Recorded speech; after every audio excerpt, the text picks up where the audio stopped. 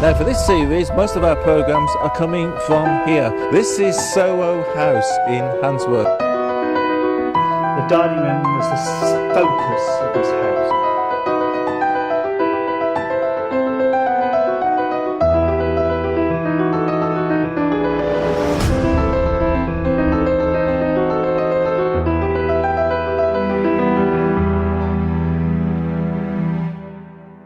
Hello and welcome to Doorstep History. Now for this series, most of our programmes are coming from here. This is Soho House in Handsworth, the home of Matthew Boulton. And Sarah is with us, as always, and she has a special guest to tell us about the building.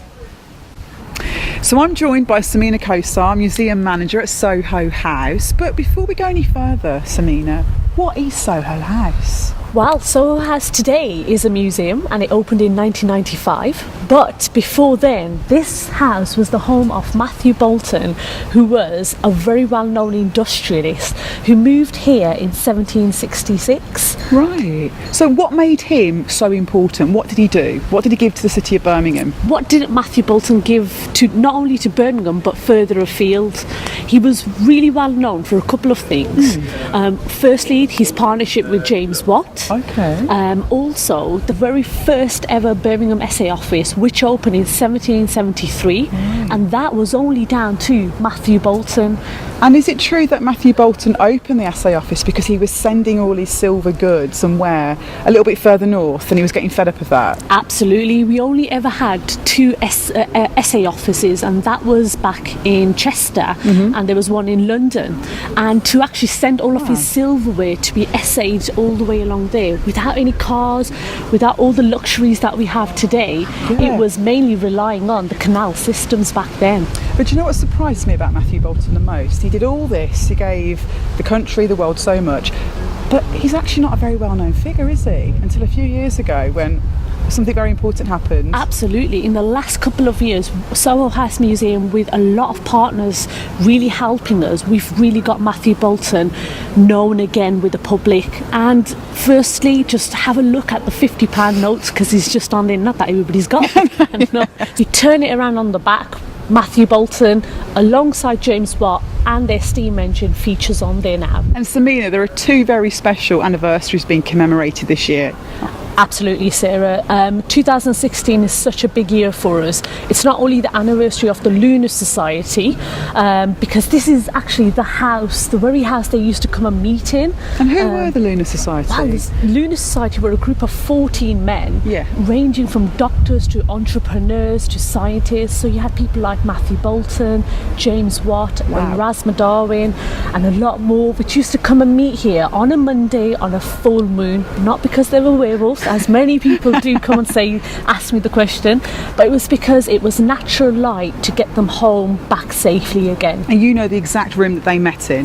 Absolutely. The exact room that they used to meet in was the Lunar Room, which is open today for the public, and we give them guided tours around. Wow, we can have a sneak peek maybe later on as well. Absolutely, yes. Brilliant. And the second anniversary is, it's actually our 21st birthday this year, because not only are we a museum, we've also been the home of Matthew Boulton. It's been a grammar school for girls, it's been a hotel, it's also where the GEC General Electric Company used to rent out the space, and a Singerman's Quarter as well, which used to be owned by the police. So 21 years as a museum. 21 years as a museum. Well, congratulations. Thank you very much. And we'll get a mini tour hopefully in a minute. Absolutely, yes. Brilliant. There we go, so that's a good start to this Doorstep History. Now wouldn't it be great really if Matthew Boulton was here now? Well, it would be, yeah. But he died in 1809. He did. He died. With the wonders of modern technology, I've just happened to have an interview with the great man himself. Right, so who will you be, sir? I will be the great Matthew Boulton, the owner of the great Soho House. Matthew Boulton was the great entrepreneur, scientist. Many people know him for being the great silversmith, the funder of the steam engine business. But there was a lot more to Matthew Boulton than that. He was an astronomer, a geologist, and a developer of the future of industry. Fantastic. So we'll find out a little bit more about Matthew Boulton later in the programme. But first, can you tell us a little about your magnificent house? Shall we go and have a look? Yes, we shall. So you came to this house in 1766? I came up into this region a little before then, after the death of my father and my first wife in 1759.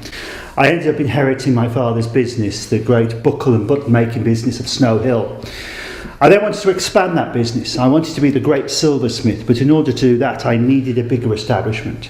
So I came up to here in an area of Staffordshire called Soho. Already here was a red brick house, which I leased for a short period of time. And then I decided to buy 300 acres and the house. And in 1766 I moved in, doing a few conversions here and there. And that enabled me then to be at the centre where my manufactory was, just down the bottom of the hill. So this was Handsworth, so it was all countryside in those times, nice rural area, no other factories around. This was a wonderful area.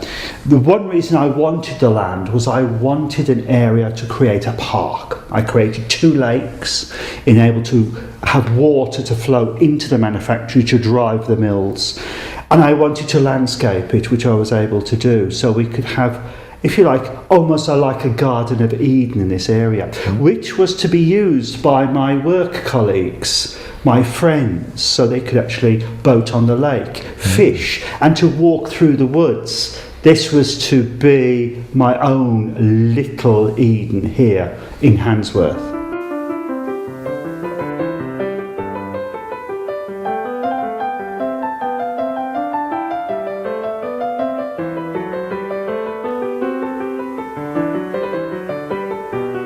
Welcome to my great dining room.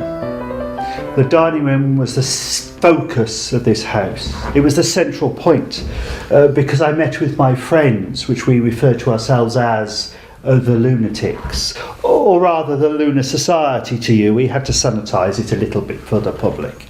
But my great friends, we would meet here on the Monday closest to the full moon. So the moon illuminated our way home. But in those meetings we would talk about our interests.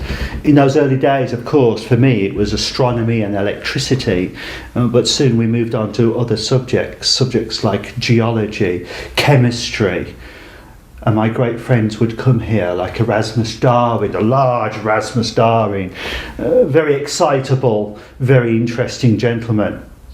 James Watt, of course, my partner in the steam engine business, was here. Joseph Priestley, always a firebrand, always talking, always loud and aggressive, but a great man, the discoverer of oxygen. And my good friend James Keir too. James Keir, who taught me so much about flint glass, along with Josiah Wedgwood. To you a potter, to me a great scientist and friend. He's the man who solved the riddle of flint glass for optical astronomy. And of course there's Whitehurst, the clockmaker. We worked together making clocks. And of course the great William Withering, the man who discovered digitalis. Well, he sort of discovered digitalis. He gave some money to Mrs. Hutton in the woods and she gave him the recipe, but he broke it down into the active ingredient in a foxglove. No one had done that before.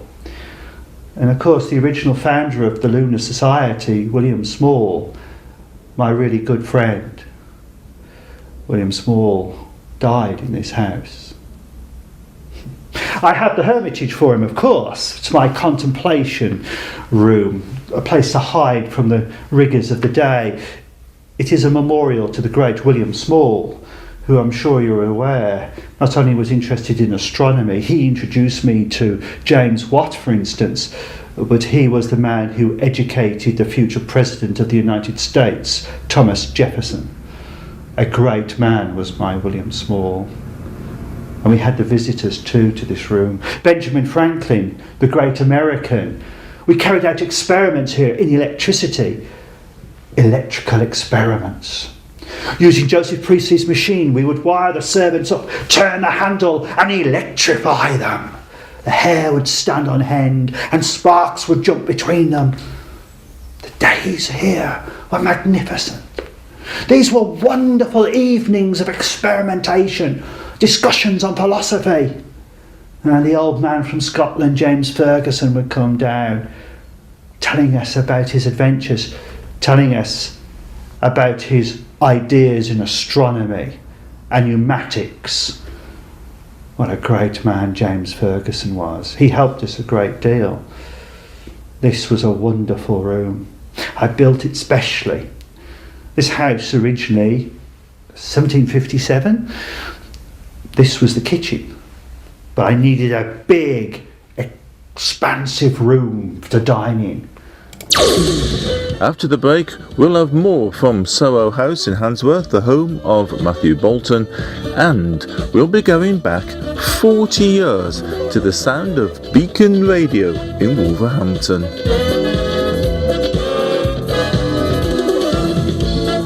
Beacon Radio, West Midlands.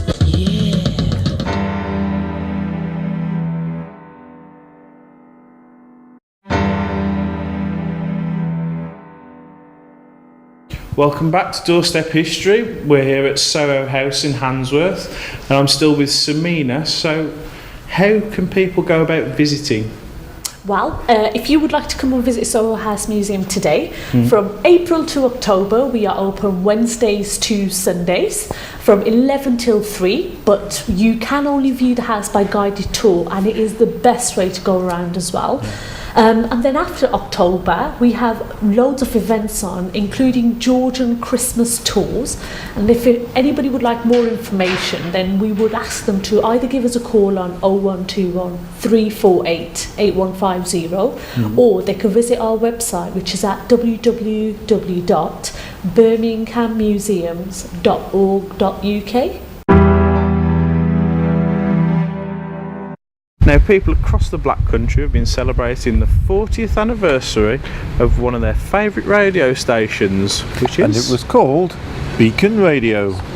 In April 1976, people across the Black Country turned on their radios and heard this for the very first time, a sound which soon became very familiar. You and me and Beacon 303.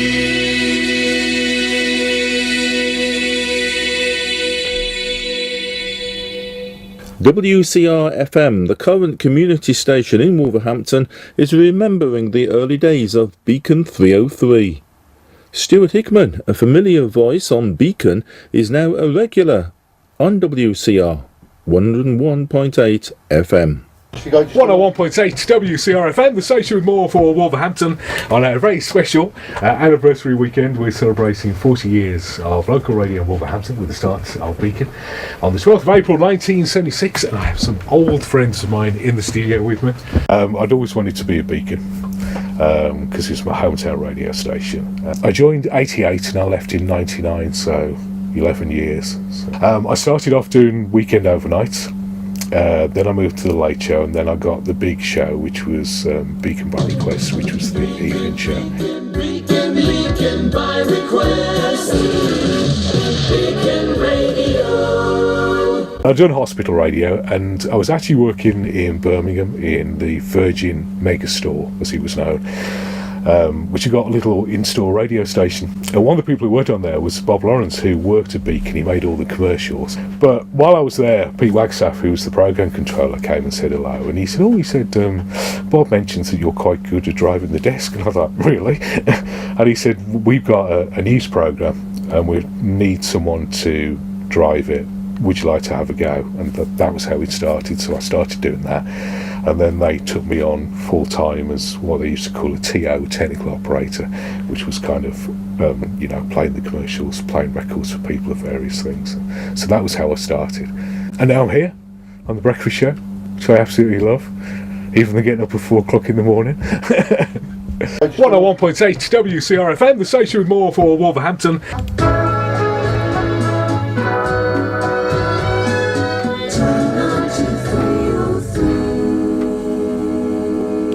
I was a trainee teacher in Worcestershire in the 1970s, and I heard Beacon come on the air, was captivated by it because I'd been a fan of well thought out radio, formatted radio. I'd been a student of radio for years, had listened and knew all about the pirates, knew all about American radio. When I heard Beacon, I suddenly knew these people knew exactly what they were doing. A lot of the other commercial stations, or in those days they were called independent stations, were a bit hesitant and a bit making it up as they went along. But Beacon I knew straight away. So I applied for Beacon, got turned down 20 times and more, and eventually in 1979 got an audition and went on the air. And I was there till 1988. My full-time show was 9 to midday. And that was from 1981 to 1984.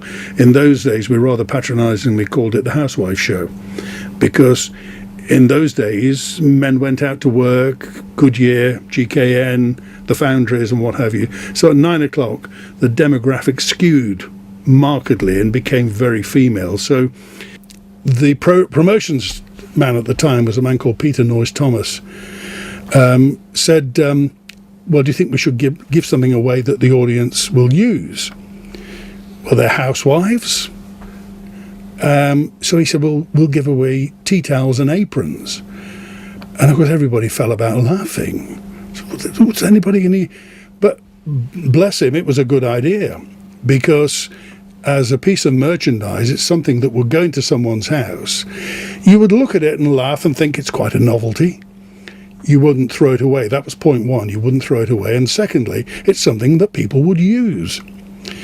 Little did I know, 30 years later, I still know people who say, you know, we wipe the dishes with your face.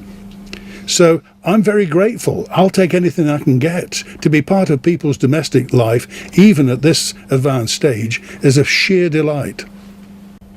So the station used to be heard right across the Black Country, didn't it? Oh, yes. We've got some idents, haven't we? Many places. If you lived in Cozy, you could hear it also in Penkridge, as well as Burton, oh, and not forgetting Bilston. all over.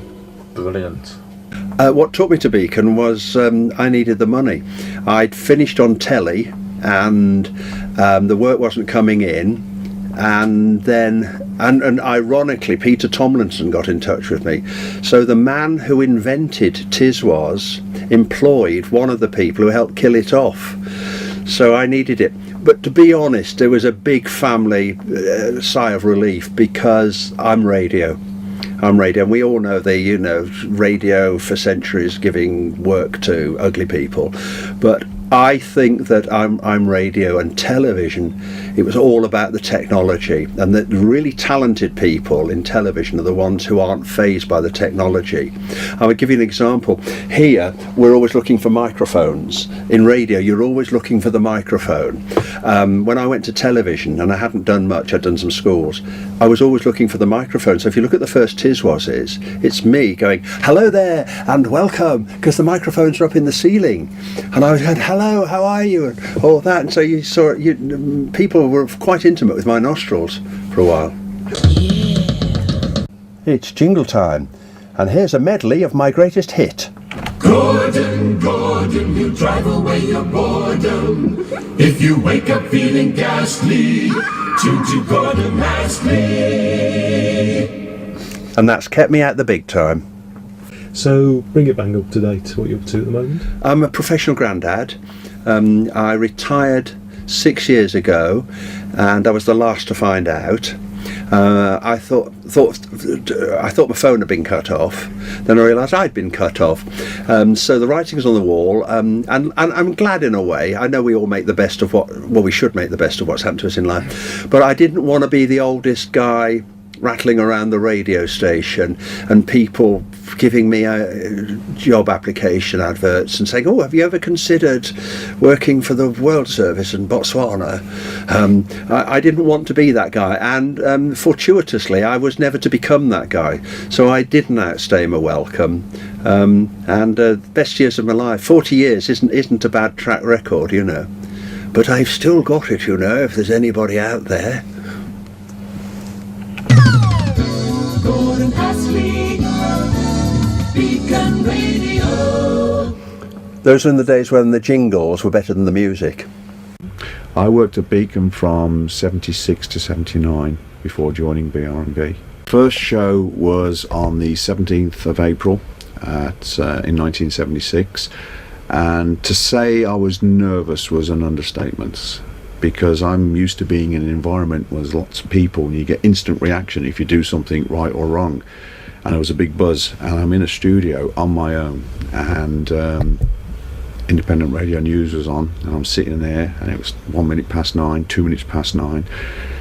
I'd done probably an hour's worth of rehearsal beforehand, and the last song I played on a Friday night previous to the first disco show was the Fatback Band, Wiki Wacky, and that was the first song that came out, so it went on the turntable and went out with a jingle. Then it went live, and I opened the microphone, and I was shaking like a leaf. So it was a scream. My first words on radio were not audible, it was just a scream. And once I got into the groove, closed my eyes, and away it went. So I did my training, if you like, live on air. KKJ!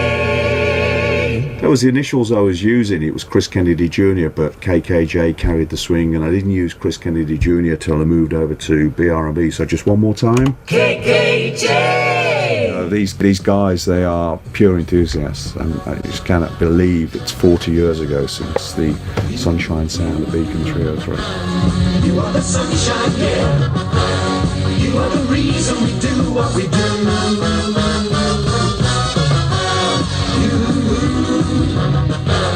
You are the music we play. We do it for you on Beacon 303. Thank you. That's all from this edition of Doorstep History.